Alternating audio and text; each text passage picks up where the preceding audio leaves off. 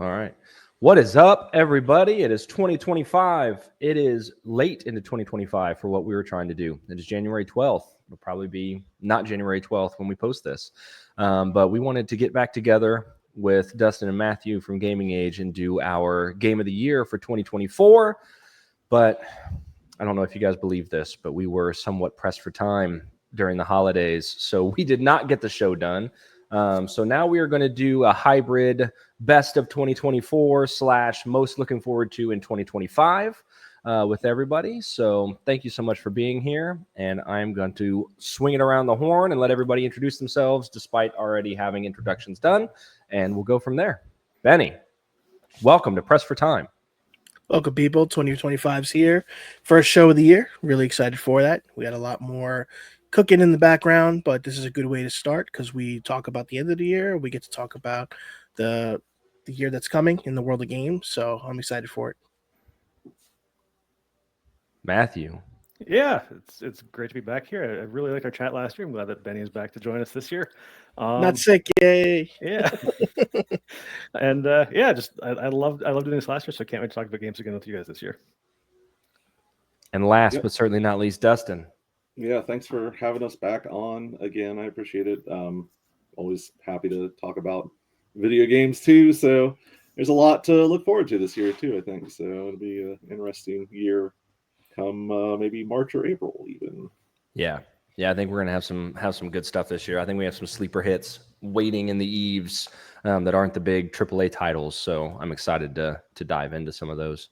We definitely, on the record, off the record, need to do stuff during the year and not only connect at the end of the year for Game of the Year stuff. We will make it a point to do more stuff this year. I know it's a pain in the ass to coordinate schedules and all that stuff, but we will make a concerted effort to do more of this. So what we're going to do is Matthew had suggested doing top 3 of 2024, so as not to draw it out too much. And then we can just kind of freestyle like what we're looking forward to in 2025. It doesn't have to necessarily be just one thing like, hey, this one game. It'd be great if everybody has like the title they're looking forward to, but there's so much, like we said, it would be cool to just kind of chop it up about stuff that maybe the rest of us aren't tracking on. So let's start off with the things we like most in 2024, top 3, and we're gonna go backwards. Dustin, I'm gonna have you kick it off for best of 2020 or best of 2024. Sorry. Okay, sure. Yeah. So I'm gonna start from like the top and work my way down. So my number one game of 2024 was Final Fantasy VII Rebirth. Just a big Final Fantasy nerd in general. So Rebirth was kind of like everything that I wanted out of a Final Fantasy VII remake. Like the remake or Intergrade was really well done, and I enjoyed that a lot. But once you get out of like Midgard and you're able to get into like the big open world stuff and kind of move around the environment a little bit more and get access to most of the cast and everything like that, that it just really, for me, it like super delivered on what I wanted out of that thing. So I was really enthralled with Rebirth quite a bit. And then outside of that, like, and this list kind of fluctuates a lot for me. So I actually didn't put this on my list for Gaming Age because I had not played enough of it yet. And then over the past few weeks, I've been able to devote more time to it. So Astrobot would definitely be up there as well. Just a fantastic platformer. Like, not like a difficult game, not like super hard or anything like that, but just tons of charm. Really inventive as far as like each stage goes. It's not just like the callbacks to like PlayStation characters and stuff like that, but it's just the way that they come up with new powers for you to use for different levels, and just seeing how all that interacts and all the little hidden stuff that's scattered around. And just a really great game. Just a lot of fun to play. Like, it's one of those games that you're just like smiling the entire time you're playing it. Yeah, if you see in our Discord chat, I am currently playing Astrobot because my kids are in the bedroom playing on the PS5. They are hooked. I've been having a blast playing with them. So you're absolutely right. It is so much better than I had even thought it was going to be. Yeah, just a really great game. And I never actually played the VR one. So I played the pack-in for PS5, but I didn't play the VR one, which I would like to go back and do, but I don't really feel like digging out the VR setup either. So I probably won't. But yeah, I mean, it's just I mean, it's definitely the biggest game that's given like the Mario series the run for its money that I've seen in a long time. So I really liked it. And then for my third pick, it's probably the Castlevania Dominus collection. I just love those games. As much as I enjoy Symphony of the Night, I think that those 3 games are like the culmination of that whole setup.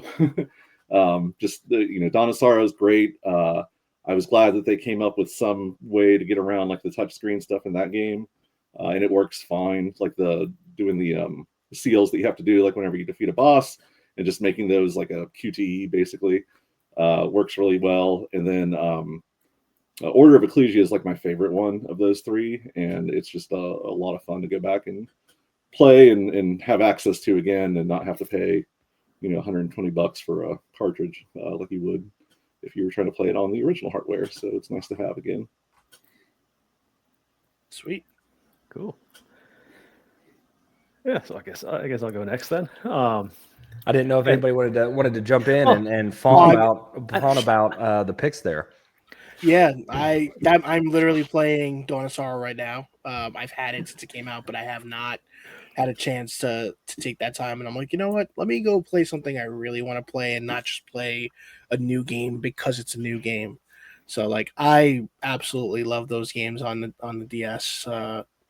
Was it? It was all DS, right? Not. Yeah, those 3 were all DS. Yeah.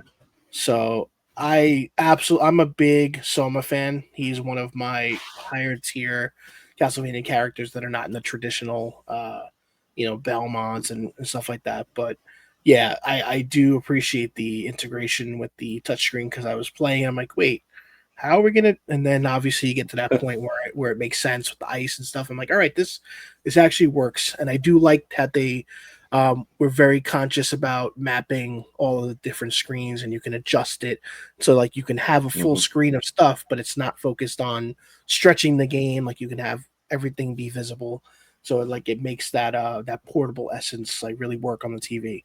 Because in the past, you did emulators and stuff, and just like seeing the traditional kind of be smushed together and just having like split screens and seeing less of it, really took away from the experience. So kudos to adding that to your list. Yeah, I actually hadn't even realized it came out. Oh, there's too much shit going on. Like, I'm so behind. There's so many blind spots for me from last year. I haven't gotten through a third of the stuff that I do own, much less the stuff that I haven't been tracking on. So I'm gonna have to add that to the ever growing list. Yeah, and I like that you rejected the whole. I've seen some discussions online about there being a battle between Rebirth and Astrobot, even though Astrobot is obviously winning the debate handily about game of the year. But like I've seen a lot of people try to make an either or, so I like that you had both. Yeah. It's an easy pick for sure. Like I get why Astrobot's like at the top of just about everybody's list, because it is a really fun game, and Rebirth is a time commitment. Like there's a lot of game to play there if you want to see it through to the end, and then.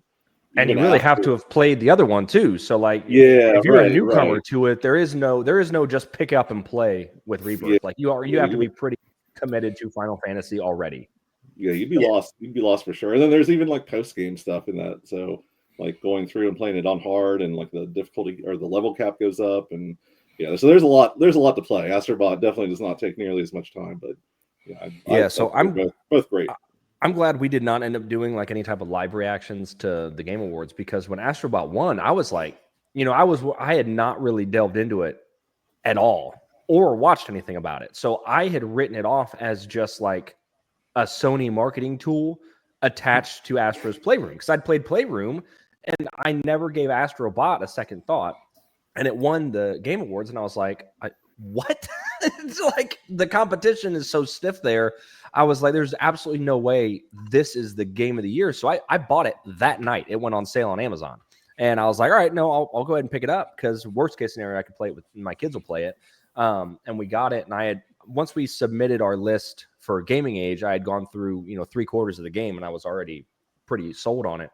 But once I picked it up and actually started playing it, and the kids started playing it, I was like, oh, okay. No, this is, it scratches the same like old school Mario itch for me. Like it is such a good platformer with the skin of a PlayStation commercial. So it kind of, fit both things. But I really enjoyed it. And we're going back through trying to get the platinum right now. Like, we've already finished the game, but we're trying to get all the bots and the puzzle pieces and collect up everything. And my kids are raging at the character, shape levels? the face symbol levels have them just good. losing it. Yeah. They're every so often they're like, Dad, take it, do it. And then I'll finish a level and they're like, how did you do this? Like, I've been doing it for 31 years, dude. Like, Well, you'll get there, I promise.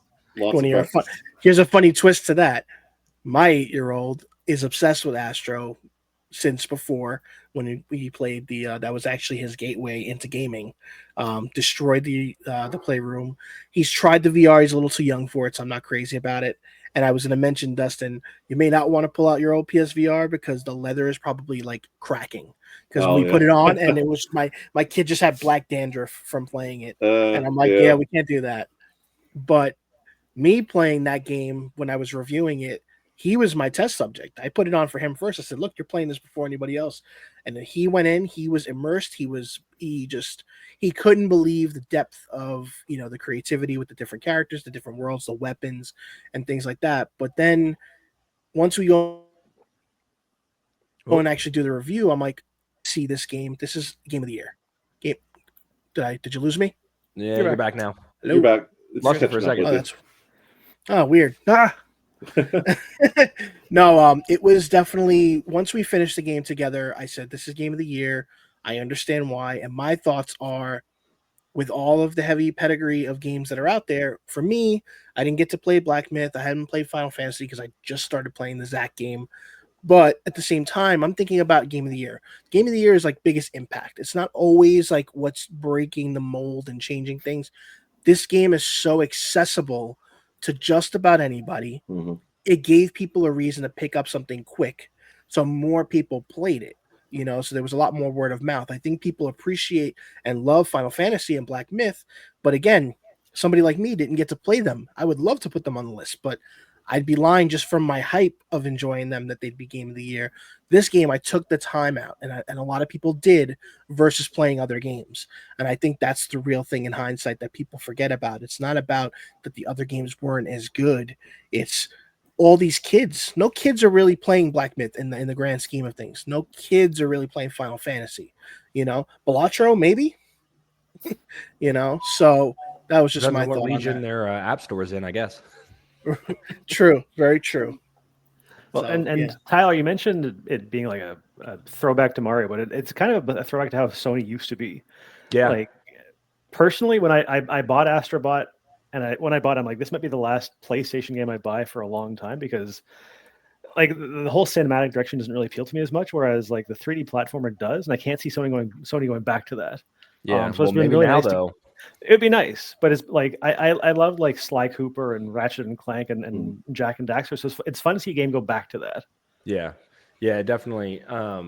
For me, the other big thing that really impressed me is the way it uses the DualSense. Like, no other game capitalizes on the DualSense controller the way that Astrobot does.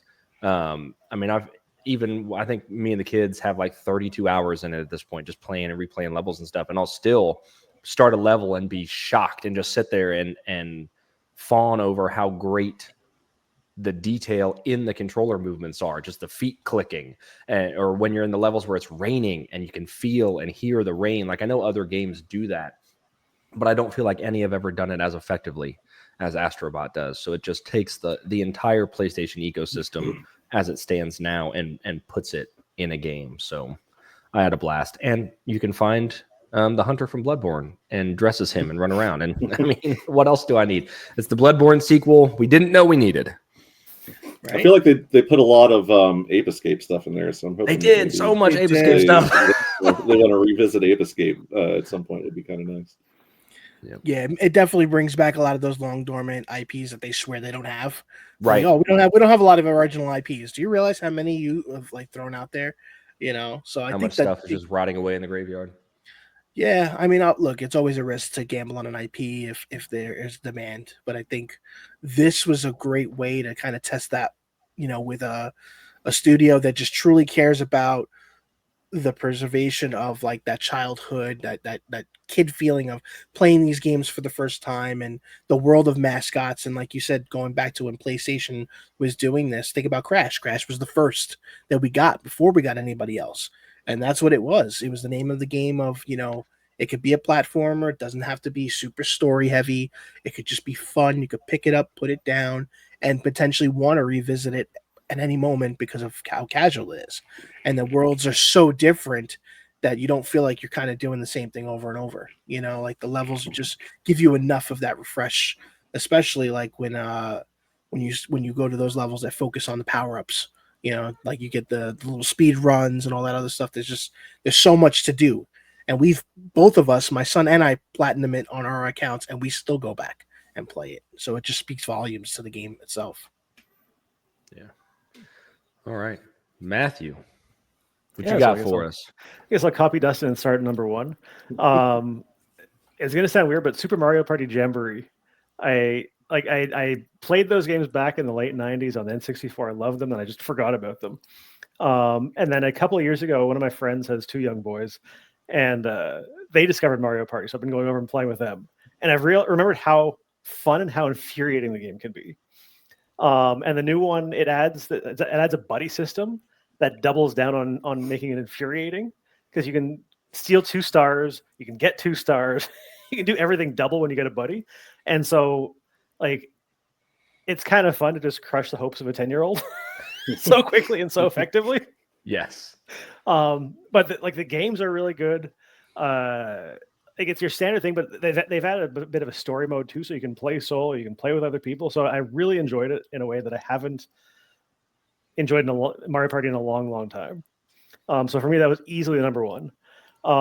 Number 2 was another game that kind of played on nostalgia for me without being nostalgic, which is Gory Cuddly Carnage. You play as a skateboarding cat that's killing unicorns. It's like neon.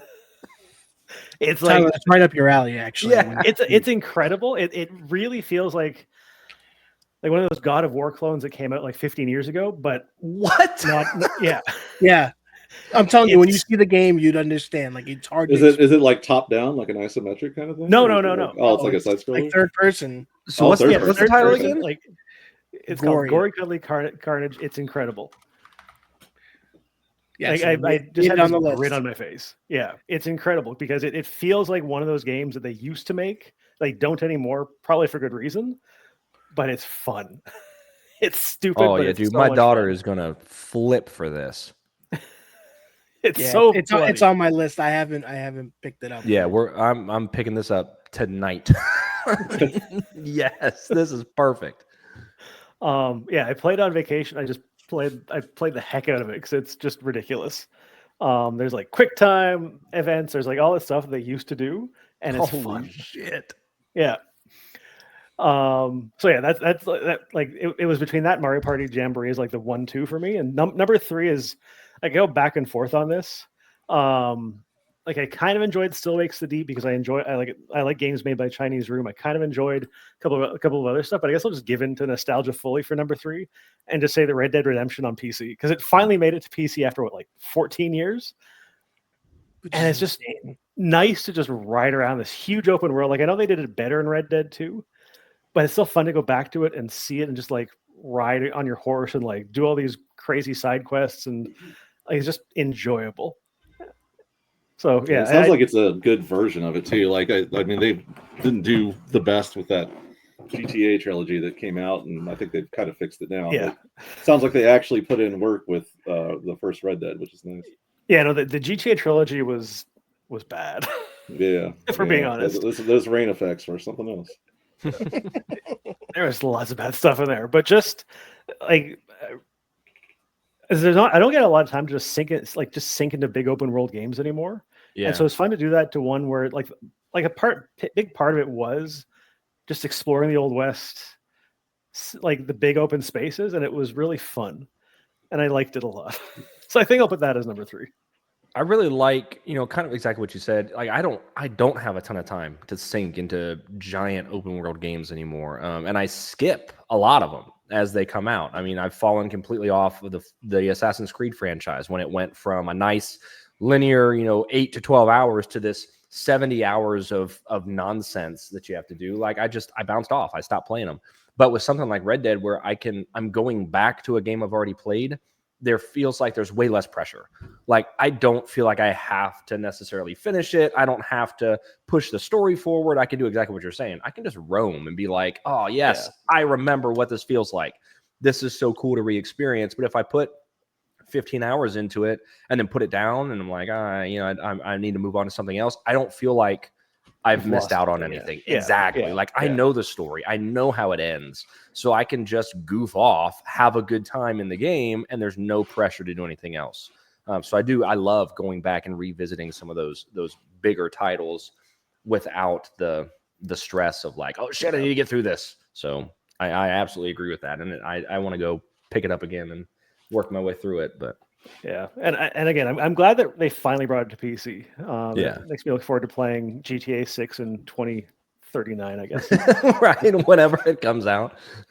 The year when everything in Total Recall is real. Right.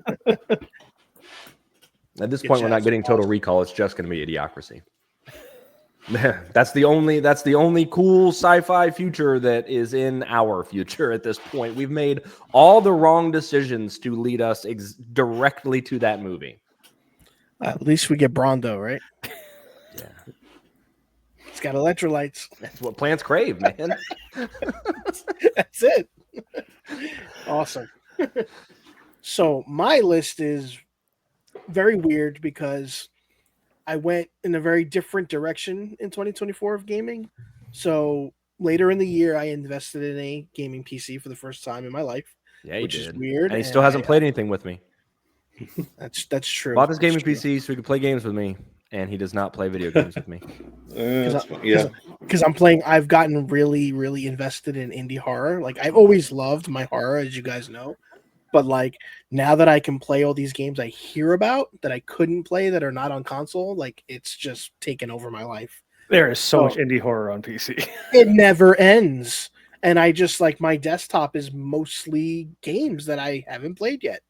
But one thing that's really great about it is a lot of them, depending on who you ask, is they're not always super long. And I kind of need that in life, like most of us do, to be able to invest in a game that, I want to be able to finish, but I can't spend 12, 14 hours in a game. Sometimes I can. But I'll start at the top as far as I'll go the opposite. So mine, it's a weird game because it's a game that most people are familiar with in the horror community and have played it and have good memories, and that's Silent Hill 2. Silent Hill 2, I have a very weird memory of it, and it's because when I started in this industry, I was a friend of a friend that was a journalist for Maxim, and he introduced me into this world of what? Maxim. He wrote video game reviews. No, I get it. Okay, That was so funny. It was such a funny off the wall. He was a journalist, a journalist for Maxim, and then Matthew smiled at it, and I was like, "Oh shit!" I didn't catch that. So yeah, forgive me. Yeah, but like he reviewed games like we do, but back in the day it was very different. Everything was physical. Clearly. So they would get physical games and all that stuff, but they would get press kits that were physical. They would get sometimes beta keys. So like they would get burn discs, if you will, that were legitimate from the companies and stuff. And one of the first games he showed me was Silent Hill 2 before it came out. So I got to see that game in his house in a kind of beta stage, which is really cool. I fell in love with the concept because I loved the original. But then I remember playing 2 when it finally came out, and I played it once. I remember the beginning, I remember the end, and like for the most part, it kind of just disappeared in my life. Then 3 came out, and I fell in love because of the connection to 1. So playing 2 now, I'm playing it like it's the first time. It's so weird, it being a remake, and obviously visually it looks very different, but I'm like, I don't remember this. So it's cool, because I feel like a lot of times when you go back to revisit a game that you don't have a good memory of, it's usually bad. But I'm thoroughly enjoying it, and it makes me feel like, all right, this is a game that really could have used this remake in a sense, because it would be hard to go back to what it was on PS2 looking back. So I definitely think that it's not getting the love that it deserves. It didn't really get nominated for much, I think maybe other than voice acting roles. and maybe the music. But I thought I got a score nod too. yeah, so I think that's really like nothing for game of the year or anything like that. So, but it's definitely up there for me. So it was cool. I'm still playing it, but it's great to revisit and just have that little connection to it. It's But really funny that you say that. I had not the experience with the friend and playing it pre-launch and stuff like that, but the Not a same Maxim? experience. Not I don't have a Maxim friend, no. But with playing it again, I have the exact same feeling. I remember the beginning. I remember how it ends, but how I get from point A to point B is a complete isn't that blank. weird?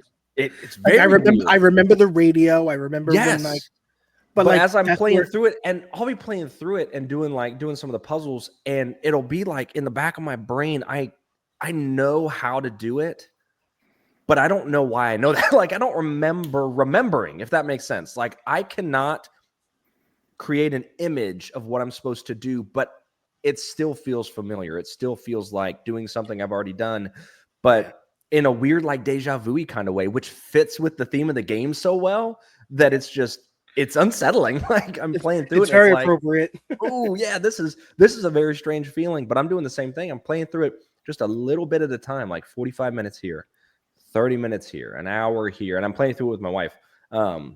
Because she likes the movies and she likes the whole Silent Hill thing, but had never like played the games. So playing through 2 with her has been really fun. But it's just that was a funny way that you put that also fits exactly how I felt about it. So Yeah, and the other thing is, the things that are most memorable for the average user is going to be Pyramid Head, which I remember. yeah. I remember that first scene. I remember the nurses. Yep. But that's it. Like I don't remember some of I the. don't other, I'm remember like, him being so villains goddamn are- hard to kill. Well, that too. The But nurses, I you're don't. trying to put them down. God damn. Yeah, a lot of bullets, a lot of bullets.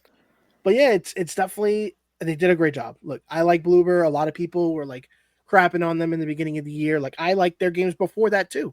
So, I forget the name of the game. The game that had it was like I think it was a PS5 launch title, or maybe it was on Xbox.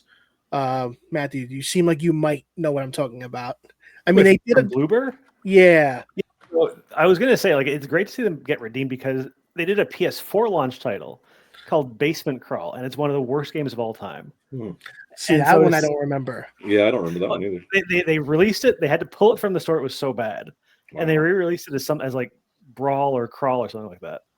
And so then they had this terrible start, and then since you're into horror, they made the medium, they made Layers of Fear, they made a few like decent. That's horror right. games. Layers of Fear. I love Layers Yeah. of Fear. Yeah, The medium is the one I was thinking of. Yep, Yeah. same. Yeah. I Yeah. really enjoyed it. I thought the controls were they weren't as tight as they could have been, but I really enjoyed the concept of having that dynamic, seeing the character in 2 worlds at one time. Like nobody did that. So I definitely think that they were the right team to pick for the game. So Yeah. awesome. But yeah, all the other games on my list are all indie because like I just was in this discover mode. And as much as Tyra and I don't like to talk about Twitter X, whatever it is, it has been pivotal in me finding so many games that I've grown to love. Cookie Cutter, all this is from just finding developers talking about these games. So that's the one thing that platform has done for me. So the next game is on PC and console, Crow Country, which made it to the Gaming Age list. Loved the shit out of that game. It is a game that, like, at hindsight, I'd look at it and I'd be like, that's cool. I don't know if I like the over-the-top kind of view. That's not my type of game. But when you pick it up and you feel the controls and the music and just the vibes, it's so PS1 90s survival horror, but not done in a way that's been done before. The aiming is unique. The puzzles are unique. It's bloody. It's gory. It's got a story. It's not super short.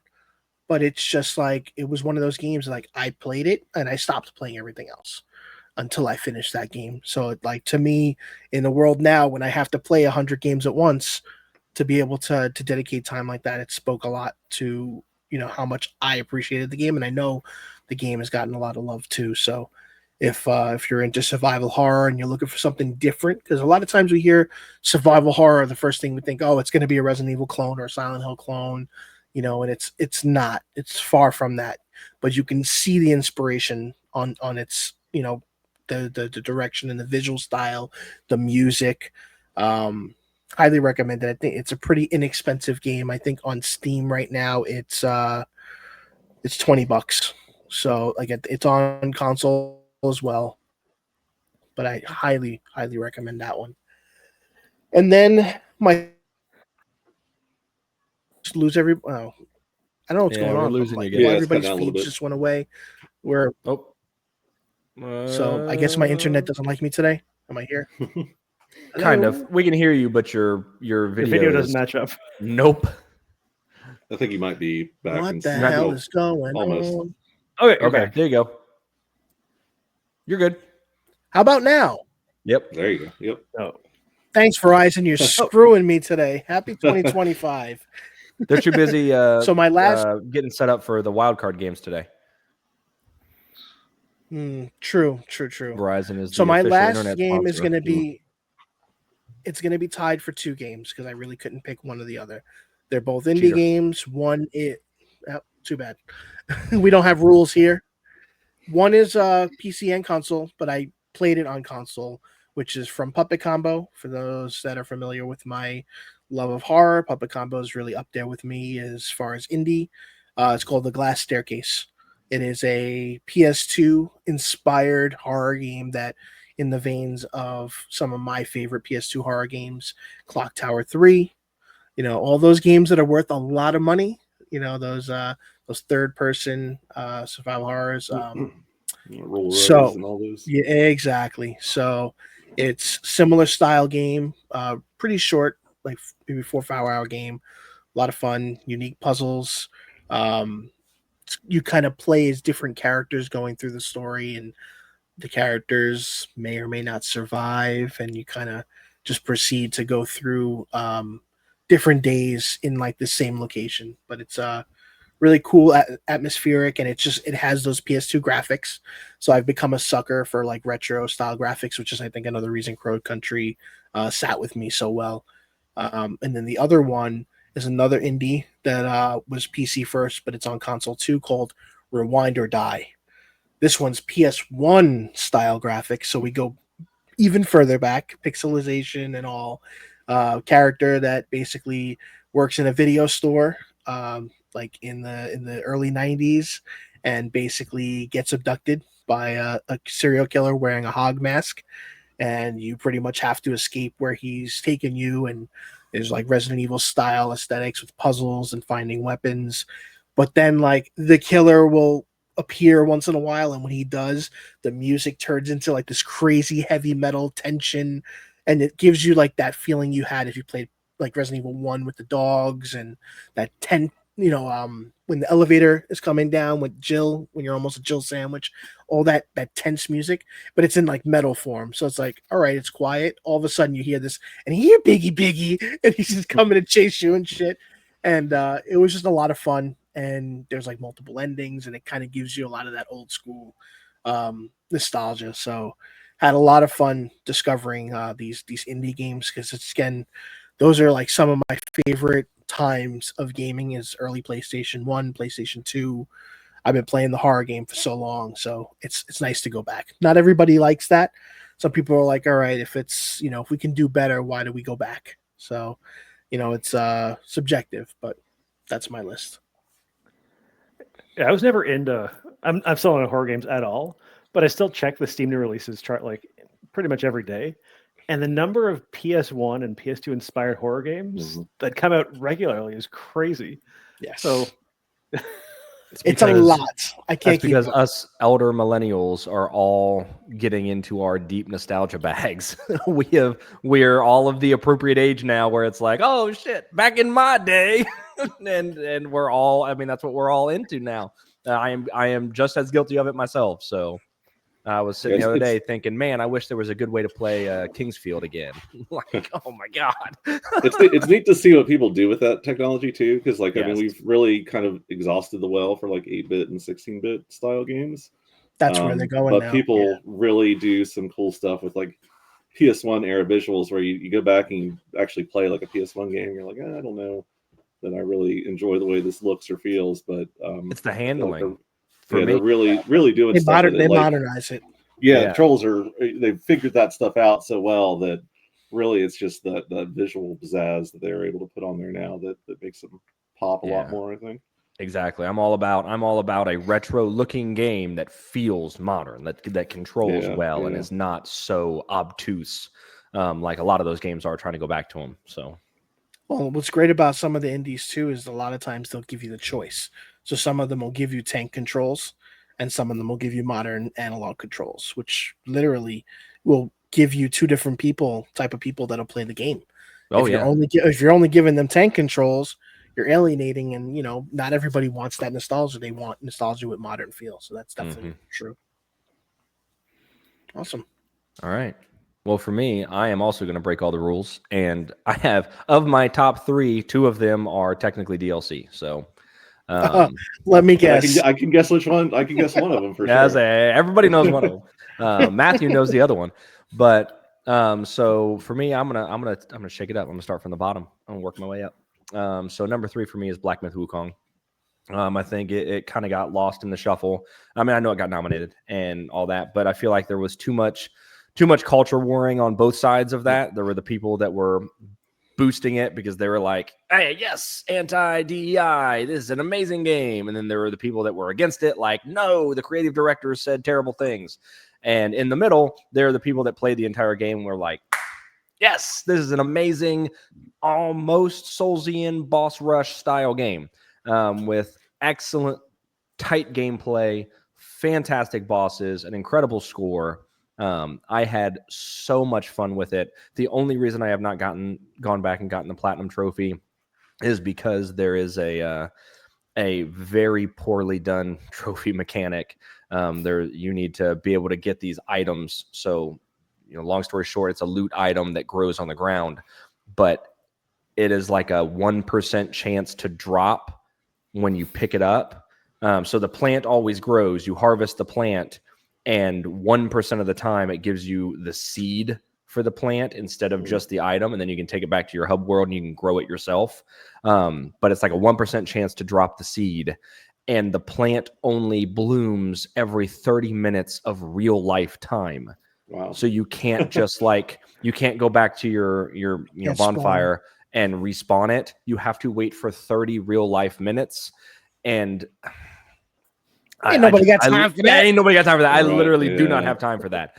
So if they were to patch that and make it so that it would respawn, every time I reset the world, I would probably go back and get the platinum. I did all of the bosses, everything needed for the secret ending, fought the secret final boss, got all the weapons, all the gear, like all of the hard shit to do, I did. So I 100%ed the game without getting the seeds. So if they ever patch that, if they ever fix that, I will go back and I will platinum that game because I really did love it. It occupied all of my time, all of my mental space for like 2 whole weeks. I was just playing constantly. I could not get enough. It was such an addictive gameplay loop. It was difficult without ever feeling, horribly unfair. Like, it was tough. You had to learn the bosses, learn the mechanics, just like any of those harder games. But it was not one where I felt like I had to just bang my head against the wall until I figured out how to get through it. It was just like, hey, learn the combos, play it 3 or 4 times, and you can usually get through a boss. So I feel like the difficulty was a little bit overstated by folks that kind of bounced off early. But once you actually get through it, very much worth your time, very fun. And like I said, much more akin to a boss rush style game than a Souls game. When you die, you respawn and the world resets, but you don't lose anything. Like, it's not a roguelike in any way. So, second, obviously, Elden Ring, Shadow of the Erd Tree expansion. It's bigger than 98% of the games that came out last year, so I don't feel bad putting it on the list. It is, if they had released it as a standalone game, I think that would have been fine if they hadn't set the precedent so high. If expectations weren't so big for the game that followed Elden Ring, that could have been its own game. I did the review for it, and I talked about it in the Game of the Year list, so I won't bore everybody with all of the details, but it's still just good. From Software at this point, until they prove me wrong, I will always give them the benefit of the doubt. the quality is there. It is so good. They do not release anything that is not good. I mean, Armored Core was amazing. Elden Ring was amazing. This was amazing. On the face, I am a bit nervous about, or I would be a bit nervous about the new Elden Ring like co-op things coming out next year. But since it's them, I'm like I said, after the Game Awards, I'm giving it the benefit of the doubt. I will play it with a completely open mind. I trust them to do whatever it is very well. So we'll see. Yeah, I'm super curious about that, about the co-op thing that they got coming out too, because it just looks like I love the world. Like I love the visuals of Elden Ring. Just monster designs are like unmatched. Oh yeah. But yeah, like having something that's a little faster paced and kind of almost character action combat instead of maybe the more deliberate action that the core game has. It looks cool. I think it'll be like a fresh breath of air for From Software kind of game. Yeah, and it seems more like a pick it up, put it down style thing too. Mm-hmm. Like you don't have to commit quite so much because you're not doing builds. You're playing with the preset characters and you're learning how the characters operate. Not so much, hey, what kind of cheese build can I do, or what kind of regular build can I do, and investing into it. So it seems like it'll be a little more not casual friendly, but casual game time friendly, if that makes sense. And my number one, and this is number one easily. Is Warframe 1999, the new big story expansion. Holy shit. I am consistently blown away by this game and the fact that it's free. I mean, it's been going on for 10 years. Warframe is what Destiny wished it was. Like all of these live service games, all of these games that are like, we want you playing forever, and we're going to charge you $60 per expansion and $100 for the base game, and we're going to nickel and dime you all the way through. Warframe's free. All of it is free. You can play it start to finish, completely $0. If you would like to spend money to get prime frames and cool weapons and stuff like that, you can do that. If you don't want to spend money and you want to just grind for them and get them on your own, you can do that. It has an incredibly robust trade system where you can just trade with other players. Like, hey, maybe I'm trying to build a Revenant Prime frame and somebody else is trying to build a Nyx Prime frame. I have the pieces I need to build Nyx. They have the pieces they need to build Revenant. We can just trade. You go online, you can go in game or on your PC. Go to the website and you can just post like, hey, I have these parts. I am looking for these parts. And 10 seconds later, somebody's going to ping you and you're going to meet up. You're going to trade the parts and boom, you're good. If you don't feel like messing with any of that, you can just buy the stuff. But there is absolutely what's up, X? There is absolutely no need to spend money at any point. You can play it entirely for free. And the new story expansion, the 1999 expansion, pushes Warframe into like the next generation almost. It really rebuilds what that game can be again, and has brought me all the way back. Like I've been playing on and off for about 8 years, but right now that's all I'm playing again. I am completely hooked. 1999 has sucked me back in, and I think I've put 200 hours in it in the last month and a half. Like I'm sitting playing because it's completely cross-platform. So if I'm at my computer, I can sit and play on my PC. When I'm in bed, I can play on my Portal. If I'm sitting on the couch and like, I'll watch football with the family, but like, hey, maybe this game I don't care about so much, I'll sit and play on the Portal and I'll bang out a couple missions and do some things. So there's just the freedom to play whenever, however, for however much I feel like at the time has made it just perfect. So I have fallen completely back in love with Warframe, and that takes the top spot for me. Nice. And it has like bikes now and everything, right? It's Yeah. got like a lot of So like they introduced these bikes for the expansion, these motorcycles. The motorcycles were intended to only be able to be used in the expansion world, because there are linear parts of the game, there are open world parts of the game and stuff like that. And there are different vehicles you can use in different areas. But the motorcycles were only intended to be able to be used in the expansion. A bug allowed them to be used outside of the expansion where you can use other vehicles. Any other developer would find that bug and they'd patch it out and be like, no, you're not supposed to be able to do that. Digital Extremes found the bug. People were so enamored with it. They were like, Yeah, it doesn't break anything. You can have vehicles there anyway. Why can't you use the motorcycles? We're just keeping it in. It's a feature now. Congratulations, everyone. Have a good day. It's like, holy shit, man. I mean, Yeah, it's nice nobody 'cause- else would do that. Yeah, they would definitely normally lock that out for Yeah, expansion content only. So yeah, it's Exactly. surprising. yeah. And it's Oh, just here's a pass to allow you to do this thing. right. Yeah, Somebody- Here- Pay here's- $10 a month. Yeah. Exactly. Yeah. They have a battle pass, entirely free. There is no paid tier of the battle pass. It is completely free. It has always been free. It always will be free. It's just I don't understand. It blows my mind. They are such a perfect example of like the good guy company that I keep looking for the negative and I can't find it.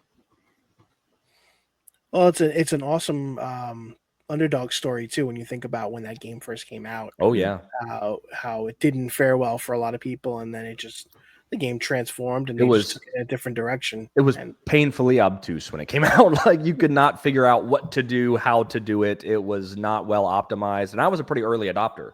The game's like Yeah, I 10, played it years, at launch. 10 years old. I didn't play it at launch, but I played it a year after, maybe a year and a half after. okay. And they had started to optimize some things, but they've really streamlined it. They've made it very easy to figure out what you're doing.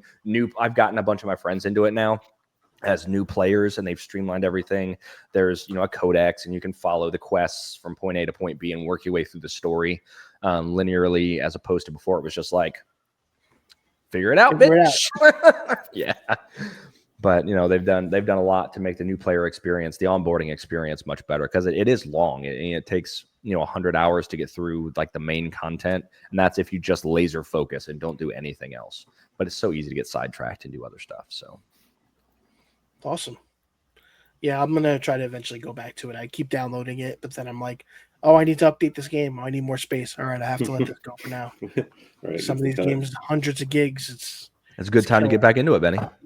I can help you out. I can drag you through some of the main content, get you up to speed. I mean, I'm not in the DLC. I'm in a spaceship. I'm like somewhere. Well, I So mean, I you're think- always in the spaceship. Okay, I thought I was like really early on. It's like you're. I mean, you might be really early on, but I can get you through the main story. We'll connect. Cool, sounds good. I'll be our Yeah, I first should give it a PC game shot together. again too, because I played it a little bit whenever it launched, and then I think I picked it up again like 3 or 4 years ago and started it up again. I enjoyed what I played of it, but I just didn't stick with it, so I might give it another shot. And it looks great too, and it's such a smooth Yeah. game. Oh yeah. Awesome. So now we're gonna do anticipated for the year. Yeah. For 2025. Yep. Cool. All right. How we Tyler, want start us to off. shuffle it? Yeah, I was Yeah, gonna I'll say, start. There we go. We'll keep going again. Mine is Little Nightmares 3, like head and shoulders above everything else. I love Little Nightmares probably more than I don't know anybody, more than most people. I love those games. My wife loves those games. She loves watching me play them. And the fact that this one's going to have like co-op from the very beginning, I'm going to get her to play it with me. She doesn't play very many video games, but like she played It Takes Two with me. And some of those co-op, slightly more casual style of games that you can play together on the same TV, split screen, not split screen, but you know what I mean? The stuff you can play together, same screen, she likes to play. So she's really enjoyed watching Little Nightmares. And so she's looking forward to playing it with me. And since that's such a rare occurrence, it makes me more excited to play it and have it come out. But just every single, the first 2 games have been complete home runs, 10 out of 10, knocked out of the park. It's kind of the same as From Software at this point. I really trust that 3 is going to be amazing. I think they fly somewhat under the radar with people. I don't see a lot of people giving them a ton of praise, but the people that do really like them. So I don't think we have a firm release date yet. It's just early 2025 as far as I know. So I'm hoping maybe a March and April, something like that. And it seems like a good time frame for them to drop. So that is far and away my most anticipated thing of 2025, short of just putting another 1,000 hours into Warframe probably. All right. Mine's gonna be shill mode right now. Like I'm gonna do what Tyler usually does with his mobile games. Because I quit. Did you? I quit. I sold my account. What? Yeah. All right. Yeah, I got biggest- an offer. Sold my raid account. A little backyard baseballer behind the scenes here. Yeah, I got an offer for it, and I was like, oh yeah, I can't pass that up because I've invested almost no money into the account, like literally nothing. I've just paid a little bit for the different battle passes, but ground it out mostly myself. But yeah, I got an offer and sold it off, so I don't have a raid account anymore. Rest in peace. I guess I'll Yep. miss those posts. Yeah, But now it's going to just turn into my post then, because I'm here to promote a game called the Cecil. For those that are not, the Cecil. So I am going to make a formal announcement here for those that may not follow me on social media. But I have landed my first video game role in a voice acting position, and it is for this game by Genie Interactive Games called the Cecil, coming out on PC in 2025. And it is a game that I'm excited about, just not because I'm a part of it, but seeing an indie game that has a lot of inspiration, like we talked about before with Resident Evil and Silent Hill, but not necessarily copying what they do. This is more of a first-person, like atmospheric puzzle game with the horror elements, and it's something that I'm hoping more people get to talk about, and I'm excited to be part of it. I'll be playing a villain named Clammy, so that's something that is really exciting for me. So I'm really excited for that. But outside of selling myself, the retro Ninja Gaiden game looks like it's going to be awesome. I don't know if it's going to be like a Metroidvania-esque as far as scale. I'm hoping that it is, because I'm a sucker for a game like that. Hoping it's not just like a 8-level, retro kind of game, but I think that'll be a lot of fun as well. It looks like it should be decent. Yeah, we'll see. I mean, we haven't had a good Ninja Gaiden game in a while, so. The Messenger kind of ate their lunch a little bit. Yeah, it came out. It does some weird stuff in the back half, but the first half of that game definitely feels like if somebody were to make a new Ninja Gaiden game, it'd be. Which one's that? The Messenger that came out a few years ago. I don't think I saw that one. 2D one. Yeah, you gave that a rave review on our aesthetic site, right? of that. Somebody gave that a rave on Gaming Age. I think it was you, Dustin. I don't think I reviewed it. Somebody loved it. That I can remember. We'll say I don't know. After a few years, I'll forget what I reviewed. Right. We played a lot of games in the years. Dude, yeah, I've had people come up and not like out in the world, but in this world, and be like, "Hey, I really enjoyed this review that you wrote." I'm like, "What review that I wrote? What the fuck are you talking about? I don't remember that shit." Okay, well, Tyler looks up who wrote the Messenger review. So my, far and away, my most anticipated game is Slay the Spire 2. I'm not usually into deck building. I don't usually have the forethought to play deck building games, but Slay the Spire, the first one, was the most addictive game I've ever played. It plays an emphasis on action, which appeals to my instant gratification brain. But you can just go back and do run after run after run, and I sank dozens upon dozens upon dozens of hours, which for me is a lot into the game, just beating it with every build. Because you can have multiple ways of approaching the enemies. And so the new one, they just said it's an early access this year, but I will get it day one. I desperately want to play this game. Even if it's exactly the same thing, I'm still excited to play more from Mega Crit. So I cannot wait for it. So that's far and away my number one. And I'll pull a Benny and add a number two, which is probably not coming out this year, but who knows, because it's been in development forever, is the Project 007 game from IOI. It's like the Hitman games. If last year I replayed the trilogy, and it's just so good, and I cannot wait to see what they do with James Bond. It should be incredible. Yeah, Hitman games are very underrated, I think. Yes. And I think 007 is just a perfect, that's such a perfect marriage of things. The way they make games and the way that a 007 game should play, I'm all about it. Yeah. And it should be very easy to just have skin options and you play as every Bond ever made. Yep, just get those licenses. Right? They'll be all right. In theory, yeah, exactly. Good luck. I mean, look, think about how much money it costs them to work with that IP to begin with. I think at that point, you already know what you're diving into. because unless they're going to just pick, a brand new one just for the game, which is possible, that could make sense too. Having a digital 007 instead of picking any movies, that might be the cheapest route. Well, because I don't know if you guys remember 007 Legends, where they tried to do the whole play as each Desmond. Yeah. And thanks to licensing, I don't think you can play that anywhere anymore. No. So makes hopefully sense. they make a game that can continue to be can continue to be played for a long time into the future. Because if they're anything like Hitman, it's going to be amazing. Yeah. I do not think anybody reviewed The Messenger, Matthew. Oh. The only reference to it that I can find is actually from you putting it at number 18 on our top 20 games of 2018. Okay. Dustin, you have to put it on the list then. I don't know, maybe. Might have. Somebody did. Because sometimes when somebody nominates, we get enough nominations for a game on our list, but nobody gives any comments, I'll just go in and make a comment based on what I can find. Yeah, and normally all the other ones we have obviously links to our full reviews. We do not have a link to a full review for The Messenger, and that is the only reference to it that I can find in our search feature. So that is it. Okay, I'll blame Dustin. Yep, it's probably me. Probably. Dustin, so what's your most anticipated game? So there's a lot of stuff that probably is coming out this year that we don't have any official announcements for, right? So there's some of those things are definitely high on my list. Metroid Prime 4, assuming that comes out around the time of the Switch 2 launch. I think that would be real high up there for me.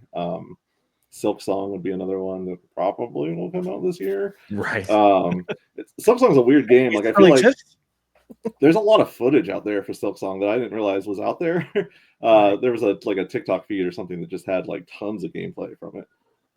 So the more and more I see of that, the more excited I get for it. But the thing that we know is coming out is Monster Hunter Wilds, which is real high up my list. I loved World, I loved Rise. Those games are just a blast to play, and Wilds just looks like the evolution for World. And, it'll be nice to be able to play it on a good PC this year. So I'm really looking forward to that. Those games are just a lot of fun and a huge time sink for me, but they're well worth devoting time to. Yeah, I might have to have you because that one's gonna be co-op too, obviously, right? Oh yeah. I might have to have you drag me through. I've tried. I love the idea of Monster Hunter. I played a bunch of World. I played some of Rise, but I always end up frustrated and bouncing off because it takes so goddamn long to kill the monsters. It's oh my god. Yeah. I just get so exhausted just playing, trying to go through it, and oh my god, it just feels like it takes like Phantasy Star forever. Yes. Yeah. So a lot of it's using getting used to using the tools and stuff, because a lot of people go in there, they just hit it with the weapon as many times as they can. But if you start setting up traps and barrel bombs and all that stuff, it helps a lot. And it feels like it's kind of a daunting thing to do, whenever you're first playing and getting used to it. But it really isn't that bad after you go through a few of the bigger monsters. And just having the right armor set and strengths and weaknesses for your weapon type that you're using and all that stuff. It used to be a really hard kind of thing to grasp, but whenever Monster Hunter Tri came out, which was the Wii and then Wii U version of that game, that's whenever I really got on board, and I feel like that's whenever they started to really make it more new user friendly. I've been in love with the series since then, at least. But yeah, if whenever it comes out, if you want to play, I would be happy to run through it with you. I'll pick it up, and I'll have you show me the ropes. Yeah. Maybe I can finally get to where I love the games, because aesthetically I love them. The concept is amazing. The monsters are amazing. I did so much work to get the Rathalos in Final Fantasy 14, the Rathalos mount, because I think they're so cool. It's just like I said, the gameplay, the core gameplay loop has never connected with me. But I have always been I'm just going to go hit it 1,000 times and try to make it die. So I've never actually delved into the mechanics, which is my fault, not the game's fault, obviously. But yeah, I would love to go through it with you once it comes out. So sweet. I mean, I'm hoping they make a Resident Evil game this year. Yeah, you and me both, man. Just throwing shit at the wall at this point. If But that if the Code Veronica remake or the Zero remake Please. comes out, I would be super on board for those. Let's go, Code Veronica, long overdue, Yeah. and do better than you did with Resident Evil 3, man. Ball I drop. liked the 3 remake. I was okay with it. I enjoyed it. It's not the It's just level too of 2 short. for sure. Too But short. yeah. Yeah. And I don't like what they did to my boy. I don't like that he's wearing a hefty garbage bag. A hefty garbage bag. I mean, look, It's a little bulky. this is not to knock our friends at Numbskull, because I love this statue, but in comparison to the Capcom Nemesis design, he doesn't need a garbage bag. He needs a trench coat. So, Fair enough. Capcom, if you would let Numbskull make an appropriate Nemesis statue, I will happily pay money for that. Just throwing that out there. Sweet. So this was awesome. And yeah, I think we should definitely do this more throughout the year. We don't need to save it for the end of the year, guys. It's No. great to have you on. And I'm sure there'll be more big news, big games dropping. Well, there's Do we- a whole system dropping? I was Possibly. gonna say we can end this on one quick little thing. If anybody has a month in mind for when they think the Switch is coming out, because we've been talking a little offline. When do we think, with all these leaks that have come out, when is the Switch 2 coming out? March. Yeah, see, I think it's still April. I feel like they need a slightly longer window between announcement and launch, so I feel like April's probably right. But yeah, March wouldn't surprise me for sure. I feel like they've been stockpiling consoles for the last year. I feel like they've been just I feel like it's been done for at least a year and a They're half. definitely floating around to some degree. Exactly. I think they have production, like they have the actual retail models and have been Ready to go. stockpiling them for a year Mhm. so that they're going to announce it. There's going to be a short window and it's just going to be boom, off to the races. Everybody gets them. And I think we'll have my prediction / hope is a launch title HD remake of Wind Waker and Twilight Princess package combined. $100. You wish. Hey, I do wish. That is the only thing I think. It's going to be Tears of the Kingdom like we said last year. Fuck off. I think Tears that's of the Kingdom the HD. only thing that would get me to buy one at launch. Honestly, I don't think there are any other Nintendo properties or any other games they could announce unless it was a new Zelda that goes back to the old style. Because if it's just Tears of the Ocarina Kingdom remake? 3, yeah. But there are enough good ways to play Ocarina, whereas I feel like Twilight Princess and Wind Waker are severely lacking. And I think that would be such a cool welcome back to the GameCube era for me. So I don't think there's anything else that would get me to buy one at launch. For me, it's gonna be Mario Kart. There has to be Mario Kart at launch. Which I think that's gonna be. I want a Mario Odyssey. I want a sequel. Yeah, It I think deserves the 3D Mario seems to be like a heavily rumored kind of thing for launch. So yeah, they'll just need. I mean, as much as I love Metroid Prime, like it's not a system seller really. So There's going to be a new maybe- 3D Mario, but it's going to be fully voiced, and Chris Pratt is going to be the main character. it's going to be like Mamma Mia. Super Mario Brothers, the movie, the game. Yes, It's me, Mario. Yeah. that's it. Awesome. All right, guys. Well, we'll let everybody go. We appreciate your time as always. Starting the new year strong. We hope everybody stays strong, stays safe, stays healthy. And until next time, take care and have fun. See you guys. See ya.